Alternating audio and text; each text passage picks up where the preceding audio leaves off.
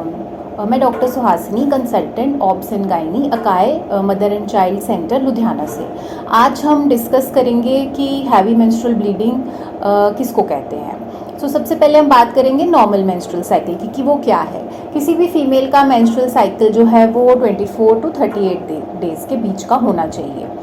जो माहवारी के समय की ब्लीडिंग है उसका ड्यूरेशन मैक्सिमम 8 दिन का यानी कि 8 डेज़ का होता है। और अगर हम बात करते हैं अमाउंट की कि कितनी ब्लीडिंग नॉर्मल है तो उसकी मैक्सिमम लिमिट 100 ml तक होती है।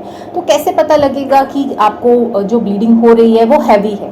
तो इसके लिए कुछ सिम्टम्स होते हैं। अगर आपको मेंसेस में क्लॉट्स पैसेज हो रहा है यानी कि ब्लड के जमे हुए थिक पीसेस आ रहे हैं तो उसका मतलब आपकी ब्लीडिंग हैवी है। अगर आपकी ब्लीडिंग 8 दिन से ज़्यादा तक परसिस्ट कर रही है तो इसका मतलब वो हैवी है। अगर आपका जो खून में हीमोग्लोबिन का लेवल है उसका स्तर गिर रहा है यानी कि वो 9 से कम हो रहा है, 9 से कम है, तो उसका मतलब आपकी ब्लीडिंग हैवी है जिस कारण आपका HP जो है वो कम हो रहा है।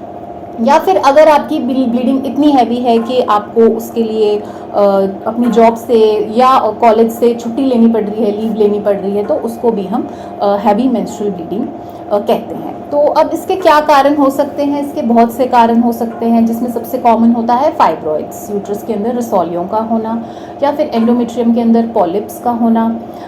कई पेशेंट्स जिनका ब्लड प्रेशर ज़्यादा है या जो शुगर पेशेंट्स हैं उनको भी ये प्रॉब्लम आ सकती है।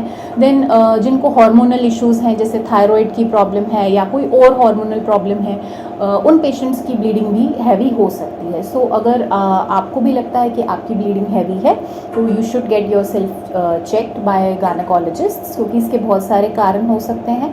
And get your self evaluated ताकि इसका ट्रीटमेंट समय पर हो और प्रॉब्लम ज़्यादा बढ़े।